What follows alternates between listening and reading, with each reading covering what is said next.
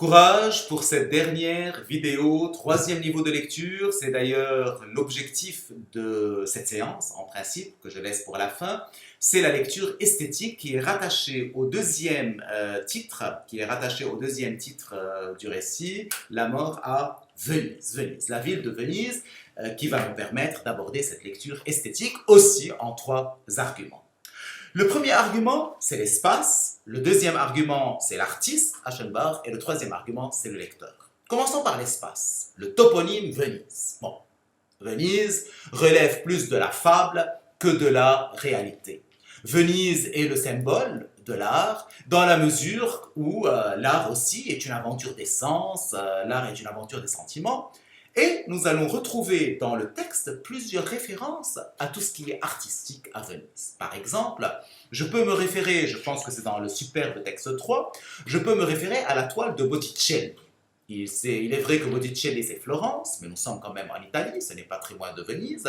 Et puis vous avez cette description de Tadzio qui traverse les flots, qui entre dans l'eau, je cite le texte 3, en courant la tête haute, soulevant en écume l'onde qui résistait à ses jambes, forme vivante, à la fois gracieuse et rude, se détachait sur l'horizon lointain du ciel et de la mer avec une chevelure ruisselante. Qui ne voit pas ici la naissance de Vénus de Botticelli? Bien sûr, il nous faut une bibliothèque artistique de lecteurs pour retrouver cet intertexte à Botticelli. Et un autre intertexte que je vous ai donné dans l'exercice, c'est le deuxième point de l'exercice, magnifique, c'est l'intertexte au saint martyr qui s'appelle Saint Sébastien. Donc, je lis l'exercice que je vous ai donné.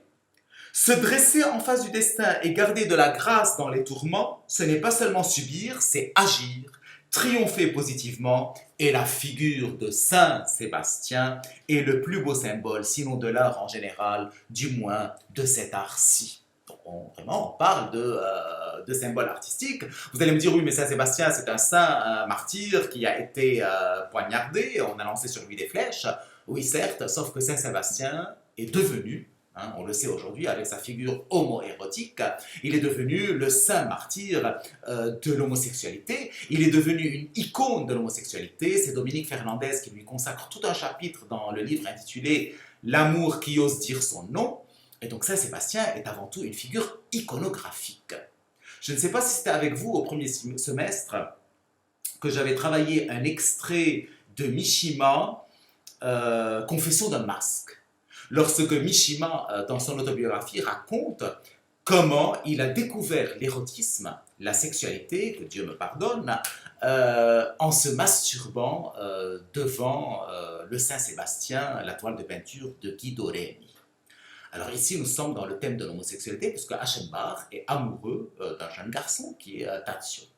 Donc on retrouve cette figure artistique, la naissance de Vénus de Botticelli, le Saint-Sébastien de Guido Reni, et on retrouve donc tout ce qui renvoie à une concrétisation de la beauté ou à une incarnation de la beauté de Tadzio. Et là, ma référence ira plutôt à un philosophe, à Platon, qui dans Phèdre explique que si je veux appréhender la beauté comme absolue, je ne peux que la rendre sensuelle, que l'incarner. Je cite cette référence parce qu'elle est citée dans l'œuvre. C'est dans l'œuvre qu'elle est citée, je crois que c'est dans le dernier chapitre. Socrate demande à Phèdre, Phèdre, c'est pas le personnage féminin, la Phèdre que vous connaissez, mais un philosophe qui s'appelle Phèdre. Socrate demande à Phèdre, vois-tu bien que nous autres poètes ne pouvons être ni sages, ni dignes, que nous nous égarons nécessairement, que nous restons nécessairement débauchés et des aventuriers du sentiment? Ça veut dire que Aschenbach, qui est un poète, qui est un écrivain, qui est un philosophe, mais lui aussi, il a une sensualité. Lui aussi, il a une sensibilité. Lui aussi, il est un débauché. Et donc, s'il se considère à l'abri des sens et des rosses, s'il se considère apollinien, il est complètement naïf. Parce qu'il croit que sa maîtrise est définitive, mais il est obligé d'apprendre la mère vérité, et il est obligé de savoir, de se dire que non, Eros est là. Eros l'attend, et il est là comment? En s'incarnant dans des tableaux de peinture, en s'incarnant aussi presque dans des sculptures, tout ce qui est rendu possible par la ville de Venise. Si bien que, et je termine mon premier argument, si bien que à la fin du récit apparaît bizarrement, un appareil photographique. Je cite le texte. Il y avait un appareil photographique dont on ne voyait pas à qui il appartenait et qui reposait sur son pied au bord de l'eau et le voile noir posé dessus claquait au vent qui avait fraîchi. Bizarre. On ne sait pas à qui est l'appareil photographique. C'est l'appareil photographique, je dirais, presque, mais ce sera pour plus tard, hein. Laissez-moi pour le deuxième argument, mais c'est l'appareil photographique de Venise elle-même. C'est Venise qui a mis cet appareil photographique, il est descendu comme ça de la ville de Venise, il est descendu du ciel, il appartient à la ville de Venise, il est là parce que la ville de Venise a pour ambition, pour mission, pour vocation, c'est le meilleur mot, pour vocation, de filmer, de saisir artistiquement ce qui se passe. Et c'est peut-être en saisissant artistiquement que je lutte d'une certaine manière contre le choléra. Mais je vais surtout lutter à travers mon deuxième argument. Mon deuxième argument qui est l'artiste Aschenbach. Cet artiste qui est en train de courir derrière Tadzio. Mais cette course derrière Tadzio n'est pas seulement une passion amoureuse. Cette course derrière Tadzio est une course derrière la beauté. Ce qu'il veut, c'est saisir la beauté.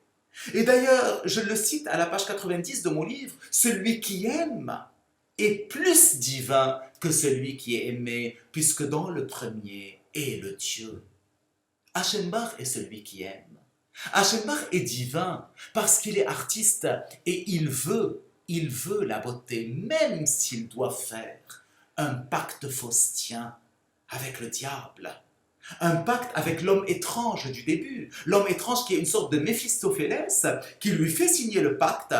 Quel pacte? Celui de la jouvence. La jouvence qu'il veut retrouver plus tard chez le coiffeur.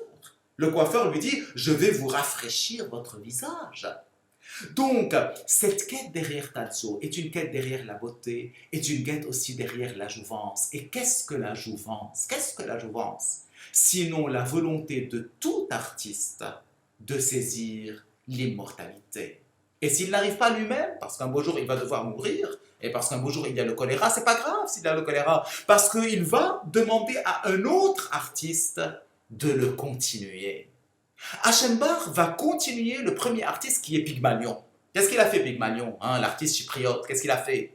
Il a construit une sculpture, il a sculpté Galatée, et Galatée était si belle, si parfaite qu'il lui a dit « Maintenant, vis ». Mais bon, elle ne va pas pouvoir vivre. Eh bien, Aschenbach fait la même chose. Il se représente un Tadzio parfait. Que veut dire Tadzio? Deus, ta Deus, ça veut dire ton Dieu, ton Dieu. Il se représente son Dieu, il sculpte son Dieu et il lui donne cette perfection. Donc il continue ce que Pygmalion a fait, ce que Botticelli a fait avec la naissance de Vénus. Il reprend Vénus et il fait de Tadzio une Vénusté. Et après lui, lorsque Aschenbach va mourir, qui va venir? Thomas Mann. Il va écrire le livre d'Aschenbach. Et lorsque Thomas Mann va mourir, qui va venir? Visconti, qui va donc reprendre ce travail artistique. Je dirais presque que l'appareil photographique laissé comme ça sur le rivage par Thomas Mann, c'est comme le relais, le témoin qu'il donne au cinéaste Visconti pour que le cinéaste le continue. Tout ceci pour aboutir à l'une des plus grandes théories esthétiques que le monde ait connues, qui est la théorie de notre magnifique André Malraux dans son livre intitulé « Les voix du silence », tout un livre pour nous dire que l'art est un antidestin parce que l'art sert à s'opposer à la mort. Nous sommes condamnés à mourir, certes. Le choléra est là, certes. Mais qu'est-ce que nous pouvons faire? Des œuvres d'art. Nous pouvons faire des œuvres d'art. Et une œuvre d'art va faire que l'humanité, même si elle doit entièrement disparaître, il y aura quelques survivants. Il doit y avoir quelques survivants. Et si elle disparaît donc, il y aura toujours des œuvres d'art. Et les œuvres d'art témoignent de notre antidestin, c'est-à-dire de notre victoire sur la mort. Moi, je suis mort. à Dieu ne plaise. Thomas Mann est mort, Pygmalion est mort, Botticelli est mort, mais l'humain continue le travail artistique. C'est ce qu'appelle André Malraux un dialogue de métamorphose et de résurrection. Là où je finis, là où l'homme des cavernes a fini de dessiner dans les grottes de Lascaux les bisons, voici que maintenant Botticelli dessine à sa place. Voici que Thomas Mann écrit après lui. Voici que Visconti filme après lui. Et donc, l'artiste, Aschenbach l'artiste, incarne le mieux cet antidestin contre le choléra, contre la mort, et qui va être la véritable purification. La purification n'est pas seulement la catharsis, la purification, c'est la voie esthétique, c'est la voie artistique, c'est de se dire, je peux partir, mais je passe le relais à quelqu'un. Et tant que je passe le relais à quelqu'un, l'humanité restera digne, l'humanité restera debout. Oui. Et le relais, qui va le prendre surtout après Visconti? C'est tout lecteur et tout spectateur. Mon dernier argument, c'est mon aboutissement. C'est pour vous dire que celui qui sort de ce récit, c'est le lecteur. Un lecteur purifié.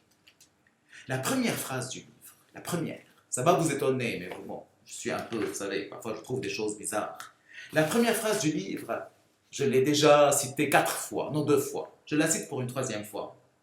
Par un après-midi de printemps, Gustav Aschenbach, depuis son 50e anniversaire, il avait droit à la particule.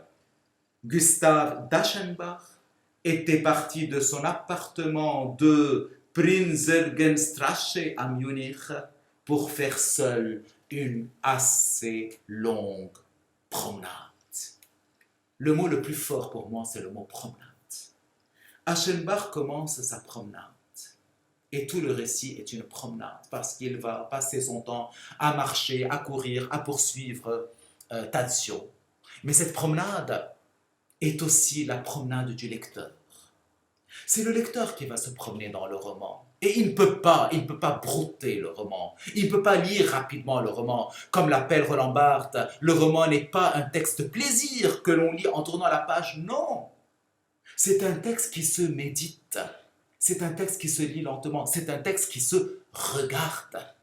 Et la lecture du lecteur est une lecture méditative.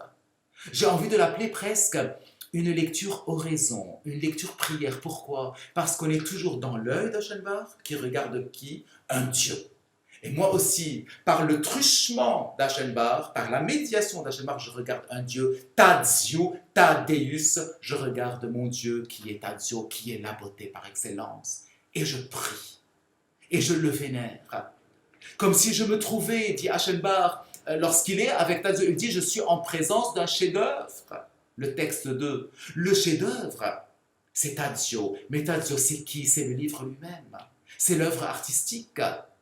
À un certain moment, lorsqu'il y a le choléra, Aschenbach va dire, en vérité, n'était la mer et la grève qui m'attendent, je resterai ici tant que tu resteras. Je resterai ici à te vénérer, à t'attendre, à te prier, à me promener avec toi, à te regarder.